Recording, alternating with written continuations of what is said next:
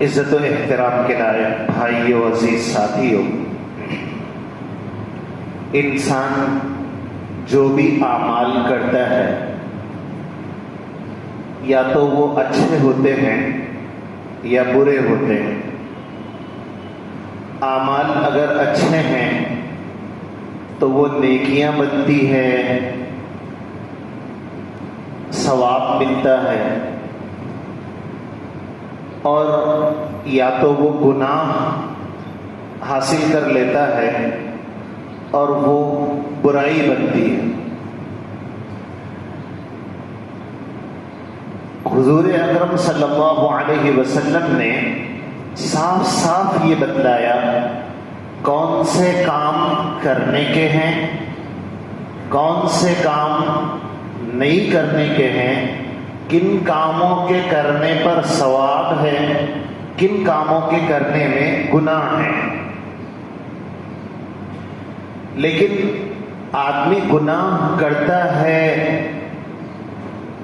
تو گناہ کرتے کرتے اتنا عادی ہو جاتا ہے، پھر اس کو گناہ بھی نہیں سمجھتا، بے تکلف اس کام کو کرنا شروع کر دیتا ہے، آگے بڑھ کر علل اعلان اس گناہ کو کرتا ہے، سینہ ٹھوک کر پھر وہ گناہ کو کرتا چلا جاتا ہے، یہاں تک کہ دلوں سے اس برائی کی، اس گناہ کی برائی ختم ہو جاتی ہے۔ چہ جائے کہ اس گناہ سے بچتا، لوگوں کو اس گناہ کے کرنے کا حکم کرتا ہے، ایک ماحول کریٹ کرتا ہے کہ وہ اکیلا اس گناہ کو کرے، نہیں، سارا ماحول اس گناہ میں ملوث ہو جائے، آدمی اس حد تک آگے بڑھ جاتا ہے۔ اور کچھ گناہ وہ ہے جس میں کوئی لذت نہیں پھر بھی کرتا ہے، مثلا جھوٹ ہے۔ حضور اکرم صلی اللہ علیہ وسلم نے سنگین گناہ میں اس کو شمار فرمایا، جہاں بے لذت ہے وہاں بھی گناہ کر جاتا ہے۔ مثلا کسی نے فون کیا، کہاں ہو؟ بازار میں ہے، بول رہا ہے گھر پر ہوں، گھر پر ہے۔ کسی نے پوچھا فون سے کہاں ہو؟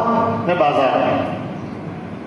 حالانکہ اس کے گھر پر ہوں بولنے میں کوئی خرابی نہیں تھی، لیکن عادت اتنی زیادہ ہو گئی کہ اس کو برائی نہیں سمجھتا، اور موقع محل اس کو بھی نہیں سمجھتا۔ گناہ میں لذت ہے اس لیے گناہ کر رہا ہے، بے لذت گناہ شروع کر دیتا ہے اور پھر کرتا چلا جاتا ہے۔ حضور اکرم صلی اللہ علیہ وسلم کی حدیث مبارکہ ہے، گناہ یعنی جھوٹ کے نقصانات میں آپ نے فرمایا ایاکم والکذب، جھوٹ سے بچو، جھوٹ سے بچو۔ حضور اکرم صلی اللہ علیہ وسلم نے فرمایا فإن الكذب يهدي إلى الفجور، دیکھیں یہ جو جھوٹ ہے نا، آپ صلی اللہ علیہ وسلم فرماتے ہیں یہدی الی الفجور، آدمی جھوٹ بولتا ہے تو فجور کی طرف جاتا ہے، بدکاری کی طرف۔ پھر حضور اکرم صلی اللہ علیہ وسلم نے فرمایا وَإِنَّ الْفُجُورَ يَهْدِي إِلَى النَّارِ، پھر فجور یعنی بدکاری سے جہنم کی طرف جاتا ہے۔ شروعات جھوٹ سے کی، آگے بڑھا بدکاری میں مبتلا ہوا، بدکاری سے جہنم رسید ہو گیا۔ پھر حضور اکرم صلی اللہ علیہ وسلم نے فرمایا لگاتار جھوٹ بولتا ہے، جھوٹ کا عادی ہو جاتا ہے، یہاں تک کہ حدیث مبارکہ میں آتا ہے اللہ اس کو کذاب لکھ دیتے ہیں، سب سے بڑا جھوٹا، کھلم کھلا جھوٹ بولنے والا۔ تو یہ کیسے ہوا؟ اس درجے تک کیسے پہنچا؟ دھیرے دھیرے دھیرے دھیرے اپنے آپ کو کذاب میں شامل کر لیا۔ جیسے صدیقین میں شمار ہوتا ہے، اعلی مقام ہے نیک لوگوں کا، انبیاء کے بعد صدیقین۔ آدمی نیک کام کرتا ہے، سچ کی عادت ڈالتا ہے، تو پھر وہ ابرار میں شریک ہوتا ہے، نیک لوگوں میں اس کی گنتی ہوتی ہے، نیک لوگوں کے لیے تو جنت کے وعدے ہیں۔ اس طریقے سے وہ صدیقین میں پہنچتا ہے۔ دونوں چیزیں ہیں، شروعات کیا تو جہنم تک پہنچا، شروعات کیا تو جنت تک پہنچا، صدیقین میں شمار ہوا یا کذاب جھوٹے لوگوں میں شمار۔ یہ دونوں چیزیں بیک وقت نہیں ہوئی، دھیرے دھیرے دھیرے دھیرے اس اسٹیج تک پہنچ جاتا ہے جس کو حضور اکرم صلی اللہ علیہ وسلم فرماتے ہیں کہ اس کا نام لکھا جاتا ہے، یعنی کذاب میں اس کا نام لکھا جاتا ہے۔ اور اس کی مثال اور اس کو سمجھانے کے لیے پیارے نبی صلی اللہ علیہ وسلم نے مثالیں دی ہیں۔ گناہ کا اپنا اثر ہوتا ہے، جھوٹ کا اپنا اثر ہوتا ہے، نیکی کا اپنا اثر ہوتا ہے، ہر عمل اپنا اثر رکھتی ہے۔ جھوٹ کے اندر سے ایک قسم کی بدبو نکلتی ہے، جھوٹ کے اندر ایک قسم کی بدبو، جیسے عطر کے اندر خوشبو اللہ نے رکھی ہے، غلاظت کے اندر بدبو اللہ نے رکھی ہے، ایسے ہی نیک کام، قرآن کریم کی تلاوت، ذکر و اذکار، سچ بولنے سے ایک خوشبو پھوٹتی ہے، ایسے ہی جھوٹ بولنے سے بدبو پھوٹتی ہے۔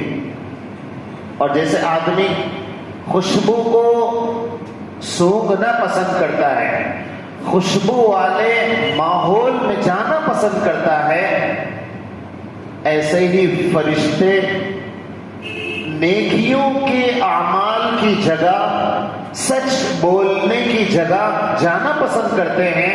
حضور اکرم صلی اللہ علیہ وسلم نے فرمایا، آدمی جب جھوٹ بولتا ہے فرشتہ 1 میل اس سے دور بھاگ جاتا ہے۔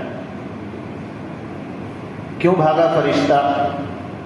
جھوٹ کے اندر سے ایک بدبو نکلتی ہے جس کو فرشتہ سونگھنا نہیں چاہتا، 1 میل دور چلا جاتا ہے اس جھوٹ کی نحوست اور جھوٹ سے جو بدبو نکلی۔ اور اس کو صرف فرشتے نہیں، نیک لوگ بھی محسوس کرتے ہیں۔ امام اعظم ابو حنیفہ رحمۃ اللہ علیہ کے واقعات میں لکھا ہوا ہے، آدمی وضو کرتا تھا، ہاتھ کے دھونے یا چہرے کے دھونے سے جو پانی گرتا تھا تو اس پانی سے آپ کو محسوس ہو جاتا تھا کہ سامنے والا ان ہاتھوں سے کون سا گناہ کر کر آیا ہے۔ آپ کے واقعات میں لکھا ہوا ہے کہ ندی میں آپ ہاتھ دھو رہے تھے، اوپر سے پانی آتا ہوا آپ نے دیکھا تو آپ کو محسوس ہو رہا تھا اوپر جس بندے نے اپنے بدن کو دھویا ہے اس کے بدن سے جو گناہ کی بدبو اور میل نکلا ہے وہ محسوس ہوتا تھا۔ تو نیک لوگ اللہ والے بھی محسوس کرتے ہیں گناہ کے، جھوٹ کے بدبو کو۔ ایک صحابی کہتے ہیں کہ میں حضور اکرم صلی اللہ علیہ وسلم کے پاس گیا اور میں نے کہا، یا نبی اللہ صلی اللہ علیہ وسلم، میرے اندر 4 بری خصلتیں، بدکاری، شراب نوشی، چوری اور جھوٹ، میں ان میں سے ایک کو چھوڑنا چاہتا ہوں۔ اب دیکھیے بدکاری سنگین گناہ. شراب نوشی ام الخبائث کہا گیا. آدمی شراب پینے کے بعد ہر کام کر سکتا، جھوٹ بول سکتا، زنا کر سکتا، چوری ہر کام کر سکتا. اتنا سنگین گناہ جس کو حدیث میں ام الخبائث کہا گیا. اور چوری، لیکن حضور اکرم صلی اللہ علیہ وسلم نے فرمایا ٹھیک ہے جھوٹ بولنا چھوڑ دو. یہ صحابی کہتے ہیں میں نے آپ سے وعدہ کیا، اب رات ہوئی، خیال آیا کہ بدکاری کروں، لیکن فوراً خیال آیا جب صبح ہوگی حضور اکرم صلی اللہ علیہ وسلم فجر کی نماز پڑھیں گے اور لوگوں سے حالات پوچھیں گے اور مجھے پوچھیں گے تو میں کیا بتاؤں گا؟ رات کہاں گزاری؟ تو میں کیا بولوں؟ بدکاری کیا. جھوٹ تو بول نہیں سکتا، میں نے وعدہ کیا ہے جھوٹ نہیں بولوں گا. سچ بدکاری سے بچ گئے. شراب کی مجلس، فوراً خیال آیا صبح جب حاضری ہوگی سرکار دو عالم صلی اللہ علیہ وسلم کے پاس، یہ بھی تو نہیں بتا سکتا کہ میں نے شراب پیا ہے، چھوڑ دیا. رات گہری ہوئی، چوری کا وقت آیا، خیال آیا فوراً صبح ہوگی تو پوچھیں گے، میں بتاؤں اگر میں نے چوری کی ہے تو ہاتھ کاٹ دیے جائیں گے، اور نہ بتاؤں جھوٹ بولوں تو بول نہیں سکتا اس لیے کہ میں نے وعدہ کیا ہے حضور اکرم صلی اللہ علیہ وسلم سے. سارے گناہ چھوٹ گئے چونکہ آپ حکیموں کے حکیم تھے.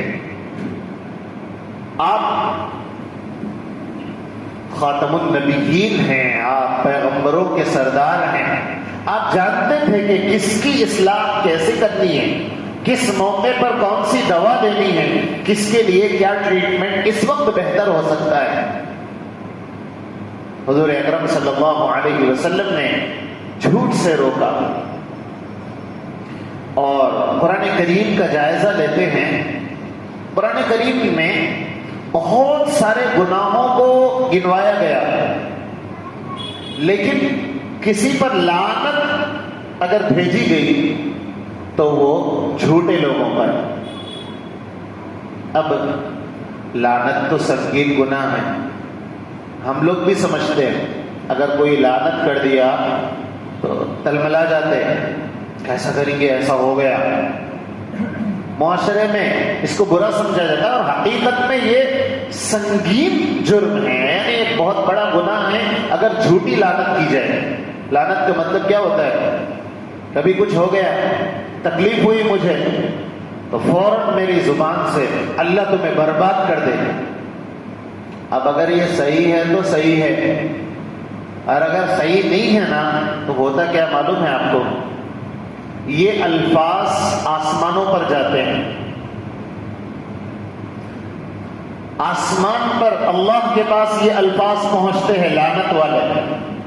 اگر وہ صحیح ہے تب تو ٹھیک ہے، اگر ہم بدماشی کو بولے یا اپنی بات کو مضبوط کرنے کے لیے بولے یا اپنے آپ کو سچا بتانے کے لیے کسی کو لعنت کرے تو اللہ کے پاس وہ الفاظ جانے کے بعد اللہ اس کو واپس بھیج دیتے ہیں. پھر وہ الفاظ سامنے والے کی طرف نہیں جاتے، جو بولنے والا ہے وہ لعنت اس پر برستی ہے، پھر جو بولا نا وہ اس کے ساتھ ہوتا. اللہ تمہارے خاندان کو برباد کر دے، اس کے خاندان برباد ہو جاتے ہیں. اللہ تمہارے گھر میں نرینہ اولاد پیدا نہ کرے، ایسا لعنت کرتے ہیں. یہ ہمارے ماحول میں اللہ تمہارے گھر میں نرینہ اولاد پیدا نہ کرے، اللہ تمہارے گھر میں بیٹیاں پیدا کرے، اللہ تمہارے گھر کو یوں کر دے. اگر اس میں جھوٹ آمیزش ہوگی تو وہ ان کے ساتھ نہیں ہوگا، وہ بولنے والے کے ساتھ ہوگا. یہ سنگین جرم ہے. میں یہ بتا رہا تھا کہ قرآن کریم شیطان کے بارے میں کہتا ہے فخرج منہا. لعنت کا ترجمہ ہوتا ہے اللہ کی رحمت سے محروم کر دینا. اب اتنی سخت چیز ہے اللہ کی رحمت سے محروم. اللہ کی رحمت سے اگر محروم ہو جائے تو آدمی کہاں زندگی گزار سکتا ہے؟ نہ دنیا نہ آخرت، دونوں برباد. لیکن اللہ کی رحمت کے بغیر تو کچھ نہیں ہے. اللہ نے شیطان کو کہا میری رحمت سے دور ہو جا، فخرج منہا، نکل جا. جب سجدہ بھی کیا تھا لعن الذین کفروا من بنی اسرائیل، یہودیوں کے بارے میں اللہ نے فرمایا ان کے اوپر لعنت ہے، مسلمانوں کے بارے میں لعنت نہیں ہے، لیکن جھوٹ کے بارے میں یہ سنگین گناہ. ہم لوگ تو اتنا بنداز بولتے ہیں. ذری تکلیف ہوئی، ارے میٹنگ جمع، کیا سمجھ رہا، 3 کیس ایسا ٹھوک دیے بولے تو اس کی زندگی برباد ہو جاتی. کئی کے کیس یہ وہی کیس ہے جھوٹ کے. 4 آدمی میٹنگ جماتے اور بولتے کیا ہوا، تو جمع تو صحیح، میں آ تو نا، جب دیکھ لیتا ہوں میں کیا بولی گا، کچھ بھی نہیں ہے نا. اپنی زبان کیسا چلتی، پھر پھر چلتی. پھر سچ کو بھی ڈاؤٹ پیدا ہونا، صحیح بول رہا یا نہیں بول رہا ہوں میں. اتنا جھوٹ اپن ایسا بولتے کہ سچا فیل ہو جاتا، ہماری جھوٹ سچ ثابت ہو جاتی. ہم لوگ تو اس میں ماہر ہے، استاذ ہے زبردست طریقے سے. مثال کے طور پر دونوں میاں بیوی لڑ لیے، اپن محلے والے ہیں، فوراً کود جاتے ہیں اندر. کیا ہوا، ارے اپنی محلے کی بچی کا مسئلہ ہے میاں. کیا بولتا ہوں، کیا بولنا، کیا بچی والوں کا ساتھ دینا. ارے انہیں غلط ہے، اپنی بچی ہے، اپنے گاؤں کی ہے. جھوٹ بول کے کیس جیت کے آتے ہیں. صرف کس لیے، صرف اس لیے کہ میری ناک اونچی رہنا، ہمارے گاؤں کی، ہمارے محلے کی ناک اونچی رہنا. رشتہ ٹوٹنے دو، خاندان بچھڑنے دو، کسی کو تباہ کرنے دو. اس سے آگے بڑھ کر حدیث میں ہے 3 جگہ پر جھوٹ کا سہارا لیا جا سکتا ہے. ان میں سے ایک ہے اصلاح بین الناس.